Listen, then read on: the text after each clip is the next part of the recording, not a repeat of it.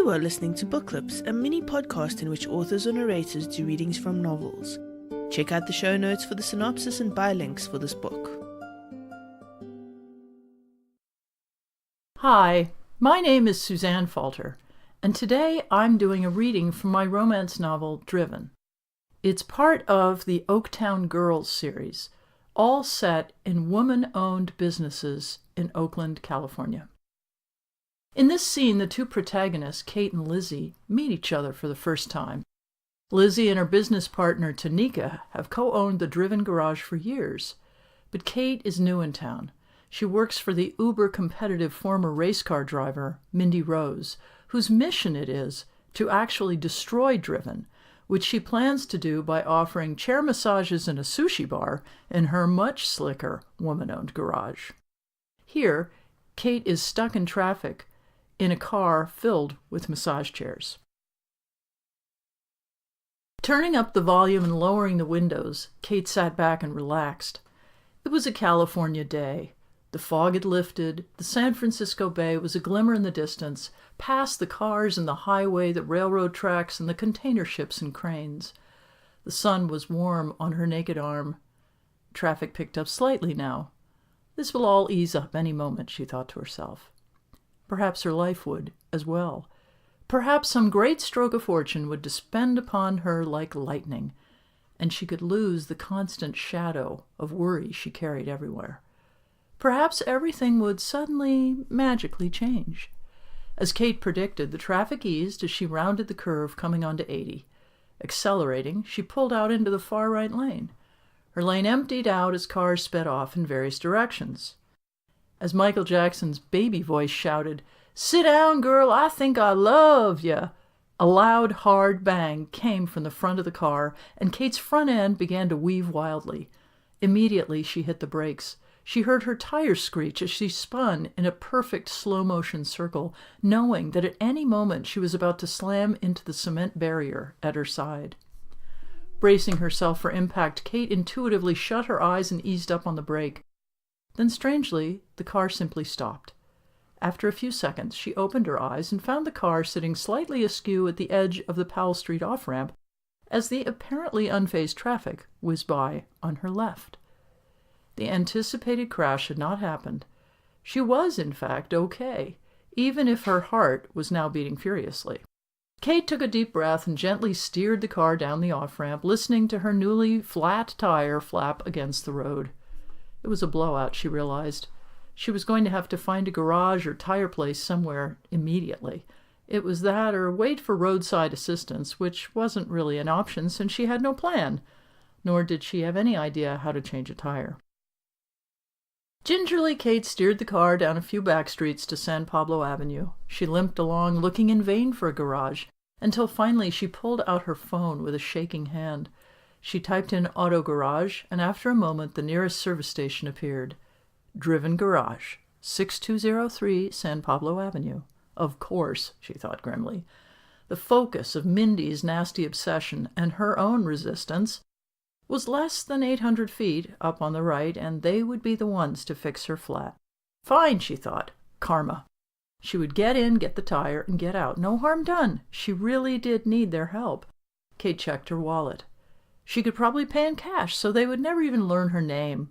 It would be like a scouting mission, except for the fact that she had no desire to be a scout in Mindy's odious war.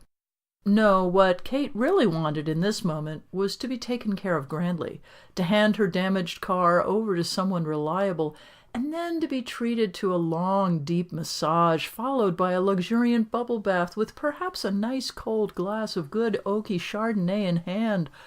A long hug would be nice as well. She wanted to be taken care of, to be stroked, listened to, and understood, and to be respected. None of which she expected from the Driven garage, of course. It was just that at this particular moment, Kate could do with all of that and more. That, as they like to say at home, would be deadly. Kate could see the sign up ahead, a beacon against the sky. Driven Garage, woman-owned, woman-powered. Slowly she flapped her way up San Pablo Avenue to meet the next chapter of her destiny. "Hello?" Kate stood uncertainly in the garage door and her palms began to sweat. Suddenly she felt awkward, as if her direct association with Mindy Rose was somehow tattooed across her forehead. May I have a bit of help?" she called into the shadows. "Sure," said a tall, rangy woman coming her way.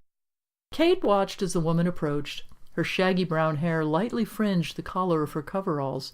An oval patch on her chest read Lizzy. Here she is, thought Kate, one of the actual owners of the place. In an instant, Kate was taken in. There wasn't anything glamorous or even particularly beautiful about Lizzy. Rather, she was struck by Lizzy's presence. Strong, capable hands, warm, engaging eyes, a solid, mannish energy that was neither male nor female, but somewhere deliciously in between. This woman simply felt safe. Suddenly, Kate's heartbeat began to race. "Hi," she heard herself say in a small voice. Immediately, she wondered why she was so nervous. Kate cleared her throat in an attempt to regain control. "Is this your car?" asked Lizzy, heading out to the sidewalk. "Yo, you got a flat," she said. "I just had a blowout near the maze," Kate explained. "On 80, Lizzy asked. Kate nodded. "Whoa," she murmured. Then she shot Kate a long, sympathetic gaze. "You okay?" "Me? Oh, heavens, yes." Kate felt flustered. "Car's not so well, I'm afraid. Well, the tire's not. She started going completely arseways, you know, but she righted herself." "Arseways?" Lizzy wondered aloud as she crouched to take a look at the decimated tire. "You know, going this way and that," Kate explained. "Swerving." Lizzy nodded, glancing up once more to take her in. Now Kate intently studied the concrete floor of the garage, trying to still the ever wilder beating of her heart. "Well, I'm glad you're okay," Lizzy continued smoothly as she turned back to the tire. "Blowouts can be a bad business." She continued with the professional rundown. "You got the sidewall busted out, combo worn tires, overloading the weight. What's in here, anyway?" she asked, peering into the back of the car. "Oh, nothing," Kate said quickly. "Just, moving a bit of furniture is all." Immediately, Kate was glad she'd wrapped the massage chairs up in moving blankets. "Ah," said Lizzy, gazing at Kate one more time. Kate, meanwhile, was smiling intently at the tire. "Why won't she stop looking at me?" she wondered to herself. "Well, we'll have to replace it," Lizzy continued. "Sidewall tears can't be patched, Let's see, maybe we got one in stock." Lizzy was now inspecting the numbers on the sidewall. "What year's the car?" 2009. Kate watched her amble away as an equally tall African-American woman wearing glasses took her place. "Welcome to Driven," she said, extending her hand. "I'm Tanika, but people call me T. You had a blowout, huh? You okay? Everything still in one piece?" Kate nodded. "Oh, yeah, fortunately." "Well, that's good," Tanika said as she began circling the car, inspecting the remaining tires. "Oh, you got some worn treads here, but Lizzy probably told you that." She glanced across the hood at Kate. "You need to replace at least 3, but if we don't have them, they usually come in 24 hours. Lizzy now reappeared from the back of the garage, and immediately Kate's heart lurched. "She needs a full set, or at least 3, T called out to Lizzy. "We'll have to order them," Lizzy responded. "You want to go for a full set? At the very least, you're going to need passenger side and 2 rears. That way you'll be much safer behind the wheel. I think you get a little money off on the full set." Oh, yes, I imagine that's best," Kate agreed. Tanika now pulled up a stool to the counter and motioned Kate over. "So what's your name?" she asked. "Marta," Kate said without thinking. Marta? Where on earth did that come from, she wondered. Tanika looked up from the computer. "Marta what?" "Stone," Kate said, a little too loudly. "Marta Stone. I'll pay cash," she quickly added. She was suddenly dying to get out of there as the riskiness of the entire situation began to sink in. It hadn't occurred to her she might have to leave her car. "All they have to do is lift those blankets to see the massage chairs," she thought grimly. Then they'd certainly guess exactly who she was. Still, Kate had no choice but to leave the car. Meanwhile, these two were helping her. They were actually helping her.